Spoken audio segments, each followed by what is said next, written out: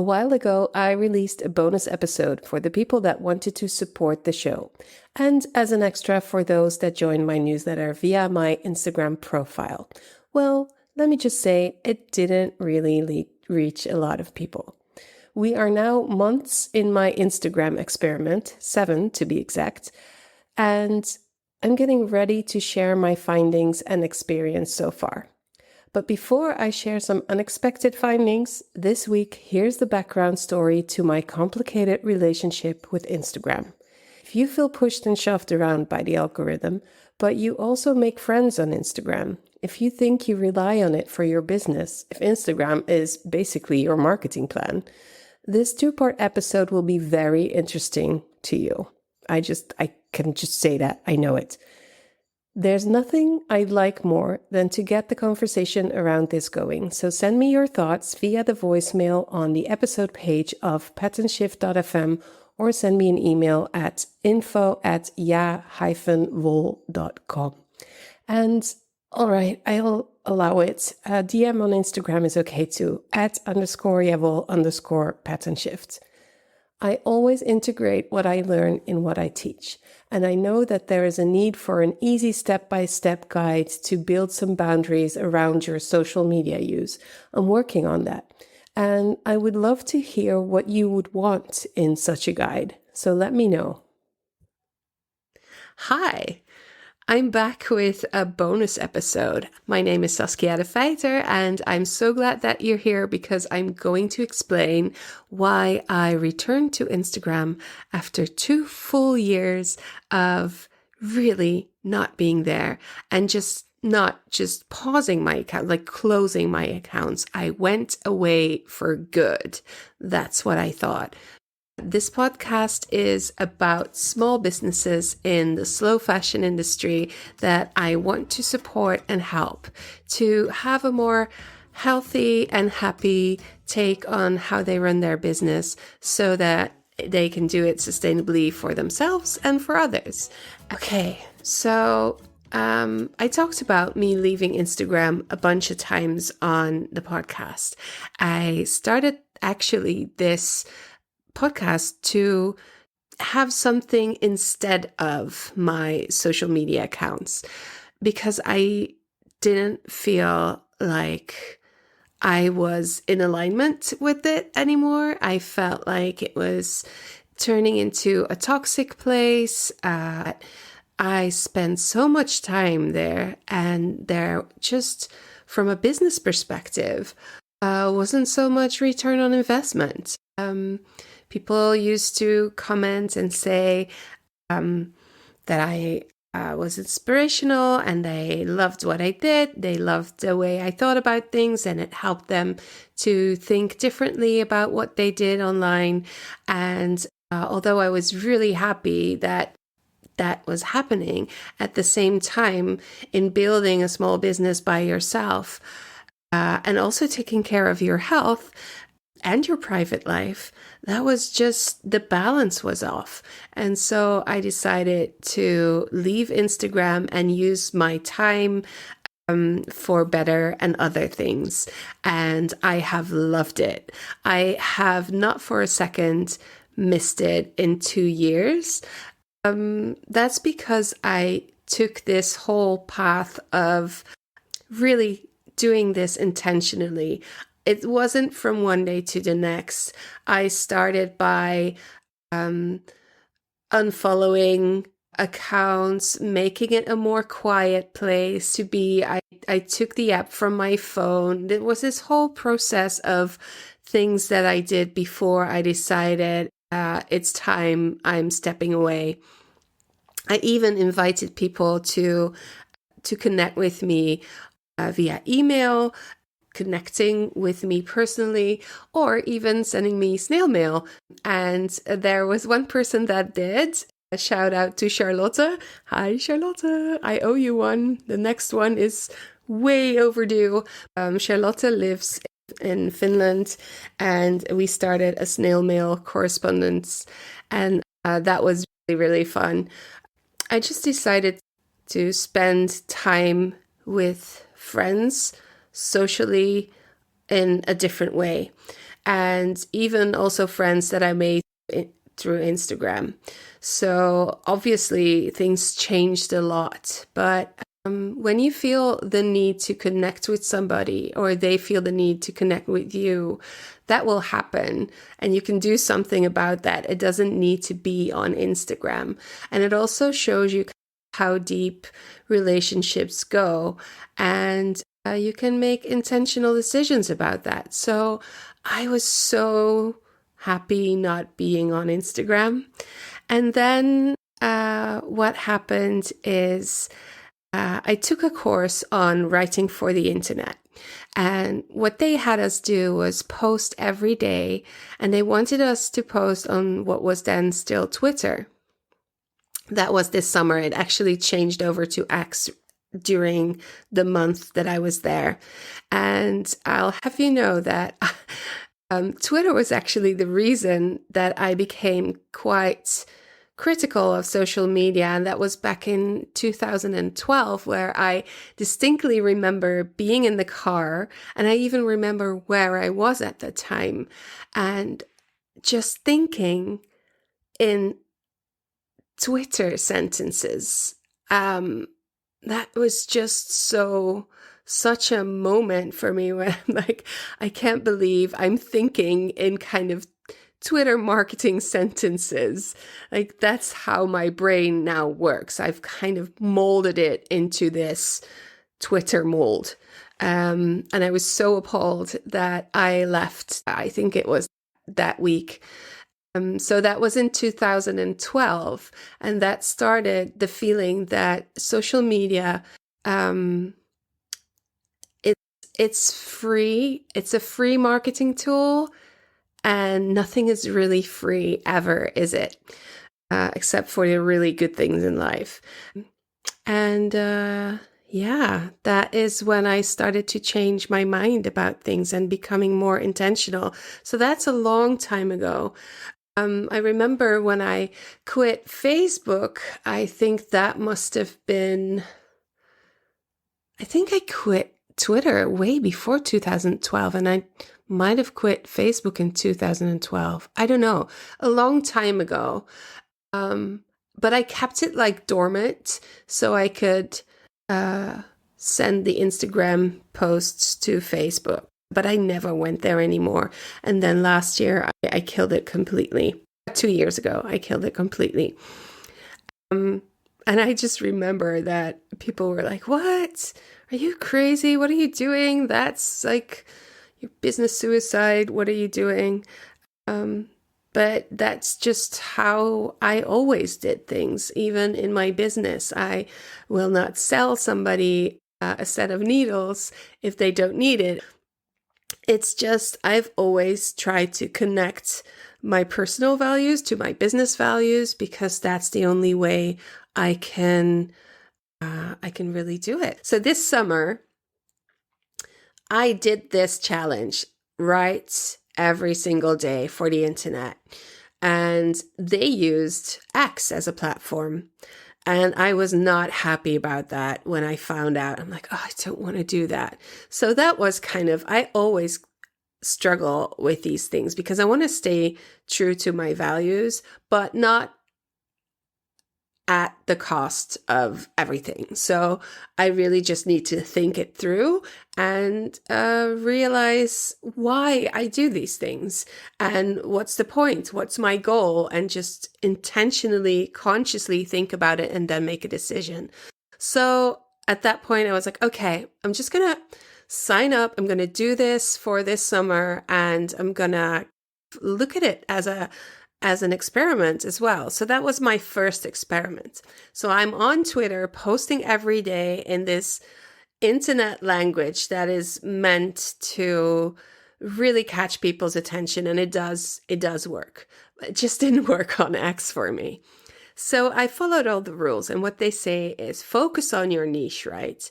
So as I'm in this super duper, very tiny niche, that didn't work, because what's supposed to happen is that people will tell their people that you exist. So somebody sees your stuff and they're like, oh, my neighbor knits as well, so they might be interested in this. And then they say, hey, howdy, neighbor.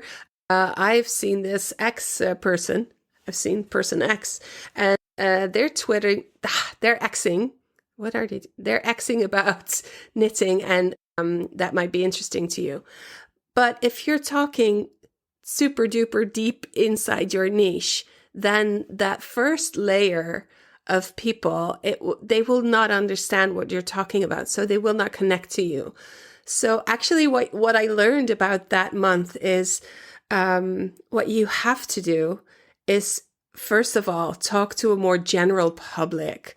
So they're like, oh, you're finding all the crafters, all the knitters, and then the extra layer of the onion is talking about the business aspects and changing the world a little bit and all of that. And then you can get there. But following all the rules, doing everything right for a whole summer, or actually it was a month, 30 days, gave me honestly one follower, because she was a knitter and she was in that group as well.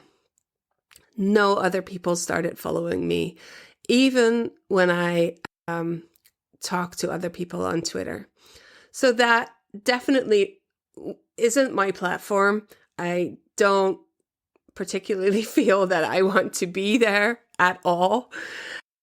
But that was kind of my trial thing, my experiment. And it wasn't for me, and it didn't work. And so that was the first kind of step back to social media. And I stopped posting and I started posting on LinkedIn, and that did a lot. There was a lot happening on LinkedIn. The problem is that my clients or my potential clients are usually not on LinkedIn. For some reason, a lot of them don't see themselves as business owners, as professionals, or not in that kind of way. And they are on social media to find customers and not necessarily connect to other business owners, or they don't see other business owners as potential customers. So it's kind of a tumbleweeds in a kind of way, but still I got some traction there. So that was interesting. So I want to focus on why I'm coming back for now, because I'm sure that being like an old punk rocker-ish in a way, like the word sellout, or like, I know that kind of bubbles up in my mind a lot lately. Why am I going back? Well, there's a couple of reasons. Basically, there's one reason. So I have been working on a kind of a workshop for my clients, small businesses in the slow fashion and textile craft industry, to show them how they can do marketing in a way that's more aligned with their needs and their boundaries and more healthy. And that really boils down to doing a minimalistic approach to social media and things like that. And while I teach how to do that on social media, the only social media that I'm still on is LinkedIn and Pinterest, which I should use more, I have to say, but I still really don't like it that much. I like actual connection with people. I think that's the basic thing of it. Yeah.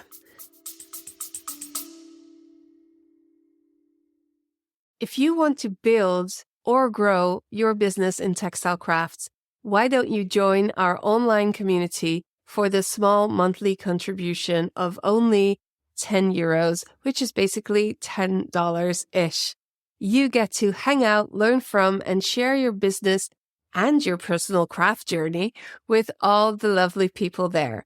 Support the podcast at the same time, and you get everything wrapped into one loving package.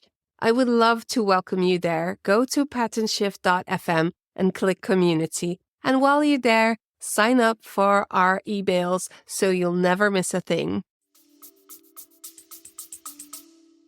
So I'm building this workshop, and I feel like I'm missing something in that.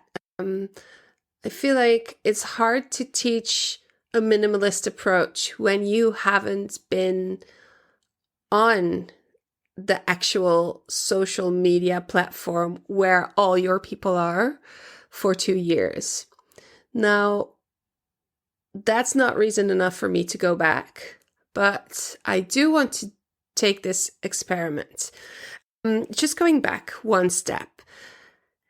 If I, as kind of, there's actually no marketing experts. Like with marketing, what you need to do, and this was a mind-blowing thought when I first came across it, is that, and so liberating, is that you're never really an expert on marketing, because all it is trial and error and trying as creatively as you can, thinking about your customer, who they are, where they hang out, what they need, how you can support them, and then putting that into like communication cake and offering them that cake. It's meant to connect, to help. It's a positive thing. I never thought marketing was a negative thing. I just am looking for the tools and the platforms and the ways to connect in a way that really light me up as well, and that I know my customers and my potential clients will love and love to be there and that kind of thing, if you know what I mean. So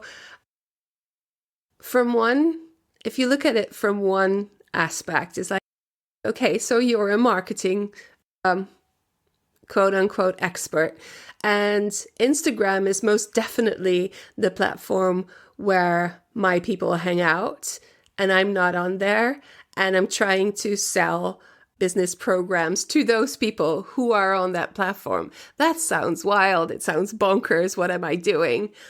But at the same time, I kind of practice what I preach, right? So it's kind of this kind of forces that work against each other. And I pivoted my business 3 years ago. It's so different than what I did before, where I had a needlecraft school and an indie yarn shop. And now I work from home. I'm selling on the internet instead of locally. And it's so different that I have to really rework the way I do things.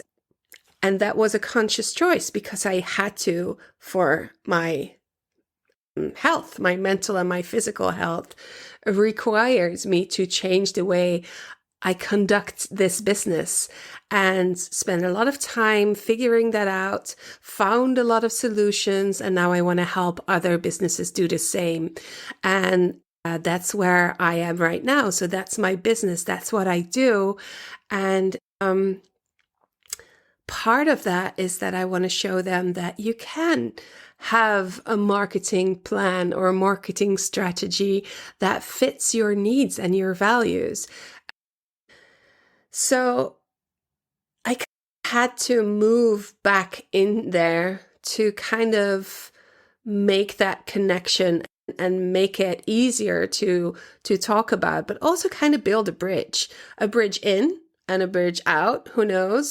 Like, is it the bridge in for me or the bridge out for other people? I don't know. So that's the experiment. I need to prove myself wrong or right. And it's kind of a win-win, because if I prove myself right in saying that you can have a brand presence on Instagram, which is minimalist and good enough, then that is great. But if it doesn't work, I prove myself right. And if it works, and if I can get new clients from a minimalist presence, that is great as well, because I do need to grow my business. So that's honestly the reason. And as you hear, I'm saying brand presence. I'm using that now instead of marketing as a word for this, because I think that for me at this moment, the way I want to go about this is I just want to be there and to be able to people to be able to find me there as a baseline. So here's what I did. I have this minimalist presence on Instagram, and I have this whole kind of strategy planned out, which I will share with you in a sec. I will be able to share with my clients what worked for me and how I did it and what an alternative is to being absorbed by Instagram, because that's the problem, right? People are being absorbed. There's so much noise in their lives. The world is so full, and it's not good for us. It's not healthy. And I think the most important thing, it's not necessary to be bombarded by information. There's also something that's extremely important, and that is thinking about, like, making conscious decisions. What am I letting in and what am I pushing out? So posting or consuming on Instagram are two different things. And there's so many intentional decisions you can make that it's really weird that most of us just copy what the other person is doing, and they look at the brands that they love and they copy what they do, how it looks, their actions, how much they post. There's like ongoing podcasts and YouTube videos on Instagram strategies, and it's just so, it's like sand through your fingers, right? One moment you have it there, you think you got it, and then it's all gone and you have to start again. So in my book, the best way to do it is to keep it close to yourself and to just be the puppeteer and not be the puppets. Oh, so where did I come up with that? That should be the title. Yeah, that's even also very interesting. If I look on podcasts and titles and find the titles that talk about minimalist marketing or no social media, there's not a lot there. But around me, the amount of people that don't feel comfortable anymore and have issues with social media, they're everywhere. There's almost nobody. It's always this kind of a but story, right? You talk to somebody about social media and they go, oh yeah, I really don't like it, but, or I wish I could quit, but. And then what comes next is a lot of things that are basically just choices, and you have those choices, and you can choose to connect with your friends in another way, and you can choose to focus your business social media post in your business hours on your computer and not on your phone at dinner with your family or at night watching TV, scrolling. There's choices we can make. And for some of us, these choices are hard. And if a choice is hard, then you are just a hero for choosing what is good for you. So I hope that kind of makes sense to you. So, yeah, so here's how I did it so far. I'll share that with you. Yeah, and I'm going to probably record what's happening in this whole experiment. So yeah, what I did. First of all, I thought a lot about the subjects. I talked to people about it. I talked to myself about it. I literally, as I walk every day for half an hour, I talk into my otter, which kind of transcribes what I'm talking about. So I have to do it in English because it doesn't speak Dutch. And I use these notes for later and to get my mind clear. So I'm opening my Otter now. And this morning, as I walked, what Otter does, it makes a summary. So I quickly get the gist of what went on in my mind. And these are the things that I do to understand where I'm at, because I have so many conflicting feelings about this that I need time to process. I made this worksheet for myself and I called it Insta in a Day. And at some point, maybe in this episode, I don't know yet, I'll probably use it in the workshop that I'm building. This will be available for other people. It's a worksheet that helps you think through the main things, the main reasons why you want to start an account and how you're going to do it and how you keep linking back to your goals, your boundaries, your values, all of the things that I teach in the Business Circle program connected to Instagram specifically. And I wrote down, by having a brand presence on Instagram, I want to turn myself into a study case and investigate what can be gained with a very minimal brand presence. As a second point, catch some podcast listeners in my quote unquote fly trap and move them over to my newsletter in the process. I like to review what happens when I just have a grid in place and no actual proactive moves after 1 month, and then add podcast updates in the second month. So this already goes a little bit into the strategy, which I will come back to later. The most important thing for me on Instagram is to have a place to land, because people in my industry go to Instagram before they go anywhere else. So that's it. Kind of a fly. I said fly trap. I mean fly strap. Like I'm imagining people flying by and like, ooh, this is interesting. So it's not like murder. It's more of a, is there a more positive way to say this? Anyways, I'm tiring myself out. Yeah, so that is important for me, that people have a place to land. And at the same time, I kind of want to move them away from Instagram and into my community, or at least into a conversation with me personally. So I'm going to try my best in inviting people into my mailing list or into my community. So those are the main goals there. And then I started to make a list basically, and talk about what I love about Instagram, what I like about Instagram, what I hate about Instagram, and what I don't like about Instagram. And that gives me insights in how I'm going to be there, who I'm going to be there. No, not who, how I'm going to be there. Actually, also a little bit of who. Then I wrote my boundaries down. What is unnegotiable? I don't want an app on my phone.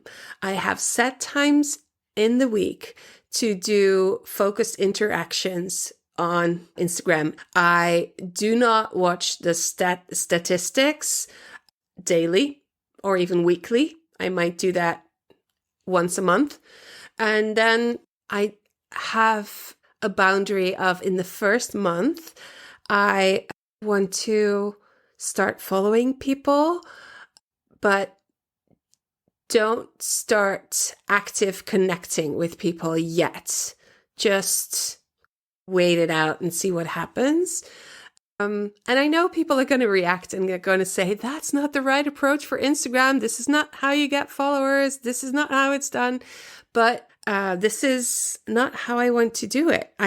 If I could find out what the best way to use Instagram is, that's not what I'm doing here.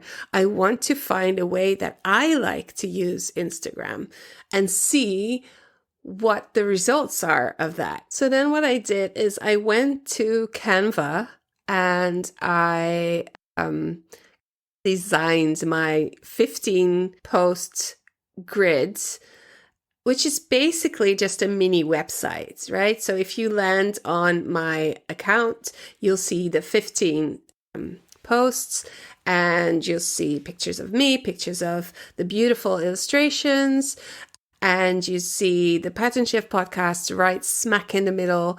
And this will give you a first glance of what the Yavel and Pattern Shift brand is about. And then I made some columns. So I forgot to say I made all of this in Notion. And then I made some columns with the images, the text connecting to the images, the topics, and some notes. And I just started to write text connecting to the things that I offer, what I do, also what general problems are that my clients are experiencing, and how I can help them with solutions, all of that. And that made this kind of easy to use copy paste way of filling that grid with information that is, as I said, just basically a small website. Then I went on into defining a strategy, and the strategy is basically a combination of the goals, the things I like, the things I don't like, how I want to start, how I want to proceed after a month. Do I want to use a link tree? Actually, this podcast episode is part of that as well. Just explaining why I'm back, because it's quite a story, isn't it? It's hard to explain in 2 sentences. So the strategy for me is I want to find a way in which Instagram can offer me things and not take things from me, because it's about me now, but I want to share this with the people in my community later on. My podcast was first called A Smaller Life, and it was about decluttering and a colorful minimalism. Just learning how to choose. That's actually why I started my community. I wanted to offer a place that was less toxic and more friendly, more safe, with no algorithms. And that's what I've built in the Yavel community. It's amazing, and I'm so proud of it. What happens is that people say it's another thing, and there's already so much in my life. Whereas my thinking was, here's a choice you can make. You can decide to have this one place where everything is more safe and kind, and focus your learning and your sharing there. And some people can add to what they're already doing. But lots of people they don't want to leave the social media, even if they don't like it. And I think it's so fascinating that people are scared to do that. And it's so liberating. So yeah, I guess we're all so different.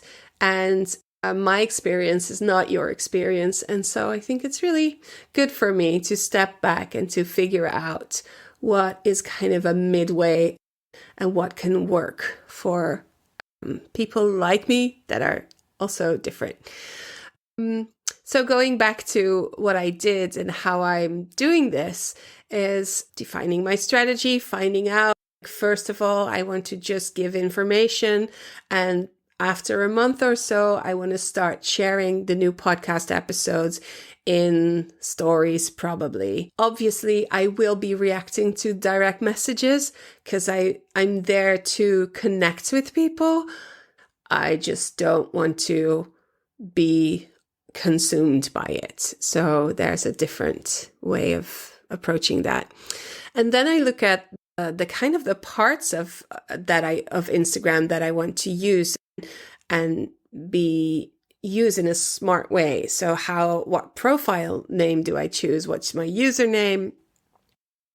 Do I not use the highlights? Then talked about the 15 grid tiles as a web page, a link tree, and a bio including a call to action, which focuses on asking people to sign up for my mails. So, and then when do I post and what do I post and how do I post? After the first month, as I said, posts with new episodes, but not on the grid. I want to keep the grid like static, and I'll probably do that in the stories. And I could find out how a reel works, but at this point, I'm not interested in that. But if I can do it smart and I can automate it, then I'm in, because I'm all for the automation. Working smarter, not harder. How do I post? Yeah, exactly. Using automation as much as possible and make social media a once a week event. That is just not have it front and center, which is already hard for me. Already it's seeping back in. Because let's be honest, I'm not cured after being 2 years away. I still have a twitchy thumb. My thumb now goes to my community mostly. So let me be honest. Where do I go? LinkedIn, my community. And I also sometimes am on the Making app, which I love as an alternative for Instagram. And I tend to sometimes go to Pinterest for inspiration.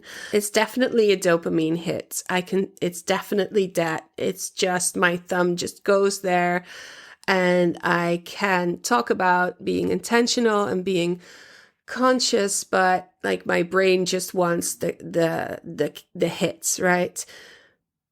So I have to be intentional and conscious about the steps to take before that thumb twitching happens. So if I don't let certain apps on my phone, if I don't, like it's building habits. If I put my sneakers next to my bed in the morning and put them on, then the next step is exercise. And that's easier because I made it easy for myself. I think this is the same way. Completely cutting off everything might not be the healthiest decision for you. So it's about consciousness. It's not about doing what I say. It's doing what's important for you. And if you feel like I do, then this is a way that you can go about it. I'm here to give you inspiration and ideas and just talking about how I did it very much in my own way of speaking.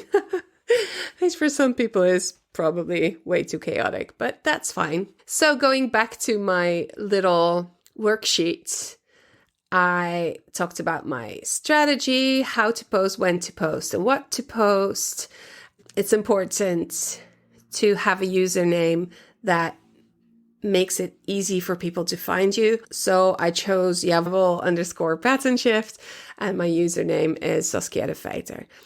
Then the bio. I made a bio that conveys what Javel is. As I pivoted, now Javel is something that is different from what it was before, and included a link tree. And I will include a call to action link that will sign you up to my mailing list. And then there's the question of who to follow. Who do I follow? And do I even want to follow people? Or do I just want to be this quiet person in the background and react to DMs and to people commenting, but not much more? So this is complicated, right? When I still was on Instagram, at my high point, had about 7,000 followers, and I could make it a point to kind of go back there, but that's not why I'm there, because my whole thinking has changed. I'm not in the business of getting thousands of followers because I want to have thousands of listeners to my podcast. The reason that I am on Instagram is to find people to connect to and move them into my community vibe. And the other way of thinking for me is that what really helped me to relax about my business and about growing my business is I don't need that many people. I don't need a lot of followers. I need a few clients. That's actually what I need. A few clients a year that take my business circle program. People that want to sign up for the community and be a member for $8.50 a month, or just try it out for a month and then stay or not stay. If it's your thing or not, you can find out. That's why I'm there. And so who follows me and who I follow is kind of connected, because if I'm on Instagram, I'm not there to scroll. I am there to connect with people. So there's going to be a little bit of scrolling, and I have to give myself restraints there. So how do I keep the space for myself fun, interesting, and helpful? That's by following the people that connects to my goal, by making a conscious choice to build a feed that is going to offer me information, inspiration, all that kind of thing. So following and followers, kind of connected. Yeah, I just do want to see what's happening in the industry. Although I had some spies on the Instagram, actually one major spy that kind of feeds me with information that might be interesting. And I don't think I missed all that much, because I can find people in other ways, and I've signed up for newsletters if people had them. And also, there's only so much of information that you need for your business. Like the whole FOMO thing is something I have to actively battle. I have a lot of email newsletters, but I made my inbox, I have folders and smart folders. And so I have ways of making that a fun and inspiring and interesting thing instead of an overwhelming thing. So I kind of have strategies and plans and systems around that. So this is the whole Insta in a day worksheet that I went through. And with that, I signed up, and now I'm going to fill up my account in the upcoming few days. I'm very interested to see how it goes. I was unable to get a new account for a couple of hours. They just wouldn't let me in. I think I'm on a blacklist or something, talking so much bad stuff about Instagram. So I used a new email address, and I managed to get in after a couple of hours and some heavy swearing and some introspection of thinking of, is this a sign? Should I not go back? Is this the beginning of that whole thing again? But no, I'm committed to this. I want to figure out how one can have a brand presence on Instagram and not make it consume you, but offer you things. So I'm going to end with this. I hope you are inspired to become the puppeteer and not the puppet. Please reach out to me and ask me anything about this. I love to talk about it. I'm working on a workshop so that people can learn more about this. And I have obviously a list that you can sign up for if you're interested. So if you want to learn more about all of this, you can find everything you need on my website or on Instagram at Javel_pattern shift, and sign up for my, it's fun. I'm here. I'm not too busy to talk to you. I would love that. And kind of share about me and what I do with everybody you know. So the more sharing, the more caring, and the easier it is to have a minimal approach to marketing, which is much healthier for us all, especially for me. No, just kidding. Okay, bye. All right. I hope you enjoyed that. Next, part 2, where I share snippets from my first weeks back on Instagram, how I'm using it, how I'm looking at it right now, and how I want to use it in the future in a way that helps my business, but doesn't cause me stress or takes too much unnecessary time. See you then, or you'll hear me then.